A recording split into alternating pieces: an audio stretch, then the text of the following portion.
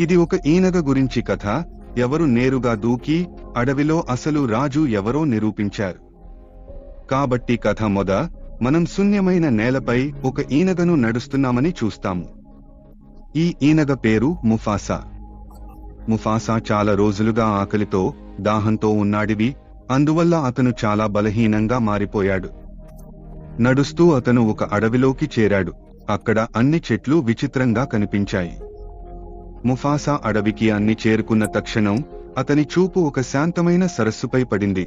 కాని అతను నీరు తాగటానికి వంకింటప్పుడు అకస్మాత్తుగా ఒక పెద్ద తరంగం లెగిల్లింది మరియు అతన్ని బలంగా దూరానికి విసిరింది. ముఫాసా కొంత జాగ్రత్తగా లేచి కోపంతో పైకి చూస్తే ఎదురుకు ఒక విశాలమైన అత్తుడి ఉండినాడు. అతని కళ్లలో మెరుపు వెలుగుతో మెరుస్తుండగా శరీరంపై పర్వతం లాంటి భారం ఉండేది. అతన్ని చూచి ముఫాసా ఊపిరి తీసుకోవడం నిలిచిపోయింది మరియు అతను వెంటనే అడవికి వైపు పరిగెత్తడం ప్రారంభించాడు. అతను గాయంగా ఉండినాడు. నడుస్తూ ఒక పెద్ద ఉక్కర కుట్టే దగ్గరికి వచ్చి పడిపోయాడు.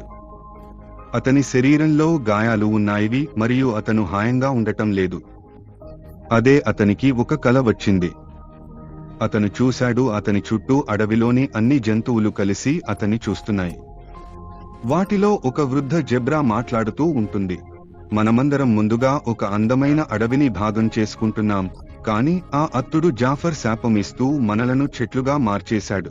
అతడి మాటలు వింటూ ముఫాసాకు తన భుజాలకు మీద ఒక తెలియని బాధ్యత భావం కలిగింది. అతనికి అర్థమైంది, అతను అడవికి రాజు అని. అతని బాధ్యత ఏంటంటే ఈ జాఫర్ శాపం నుండి తన జీవులను విముక్తం చేయాలి. అతను మనస్సులో నిర్ణయించుకున్నాడు, అతను ఈ జాఫర్తో పోరాడి అడవిని మళ్లీ పచ్చగా చేయగలడు. తదుపరి ఉదయం ముఫాసా నిద్ర నుండి లేచి అన్ని చెట్లను జాగ్రత్తగా చూడడం ప్రారంభించాడు. అతనికి ఆ రాత్రి కలిసిన కల నిజం అని అర్థమైంది. ఎందుకంటే అన్ని చెట్ల రంగు ఒక లేదా మరొక జంతువుతో కలుస్తోంది. కొంత చెట్లో జెబ్రా ఉంటే మరొక చెట్లో జిరాఫ్ ఉండేది. ఇప్పుడు ముఫాసా తన గాయాలను మర్చిపోయి జాఫర్ను ఎదురుదేలకు నిర్ణయించుకున్నాడు. అతను ధైర్యాన్ని సమీకరించుకుని జాఫర్ దిశగా పూర్తిగా ఉత్సాహంతో పరిగెత్తడం ప్రారంభించాడు. జాఫర్ దగ్గర చేరిన వెంటనే అతను ముందుగా సరస్సు నీటిని జాఫర్ పైకి చొరబెట్టాడు. జాఫర్ అకస్మాత్తుగా కోపంగా మారి ఆలోచించకుండా ముఫాసాను వెంటాడడం ప్రారంభించాడు. ముఫాసా తనను రక్షిస్తూ ఒక ఉక్కర కుట్టె వెనుక దాగిపోయాడు. ఇప్పుడు ముఫాసా ఒక నీడ మాదిరిగా జాఫర్ చుట్టూ తిరగడం ప్రారంభించాడు. తరువాత అతను జాఫర్ దగ్గరికి వెళ్లి తన బలమైన పంజాలతో అతన్ని గిస్తాడు. జాఫర్ జారిపోయి కోపంగా ముఫాసాపై బలంగా దాడి చేసి ముఫాసాను దూరం వెళ్లి పడబెట్టాడు. కాని ముఫాసా పరాజయం చేయలేదు. అతను మొత్తం శక్తితో గట్టి అరపాడాడని అతడి ప్రతిధ్వని మొత్తం అడవిలో వ్యాపించింది. తరువాత అతను జాగింగ్ చేసి జాఫర్ కాళ్లను బలంగా కోశాడు. జాఫర్ సంతులనం కోల్పోతూ నేలపై పడిపోయాడు. అతను పడిన వెంటనే చుట్టూ ఉన్న మరుగుదొడ్డి నేల పచ్చగా మ్రోగడం ప్రారంభించింది.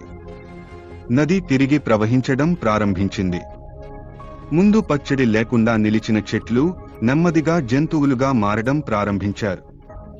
అడవిలోని అన్ని జీవులు జాఫర్ శాపం నుండి విముక్తి పొంది చుట్టూ పచ్చడి విస్తరించింది. ముఫాసా ముఖం మీద ఒక పెద్ద గడ్డలు పెరిగాయి. ఇప్పుడు ముఫాసా కేవలం అడవికి రాజు మాత్రమే కాకుండా అతని ధైర్యం మరియు త్యాగం కోసం మొత్తం అడవిలో పూజ్యంగా మారిపోయాడు. మరియు ఇదే కథ ఇక్కడ ముగుస్తుంది.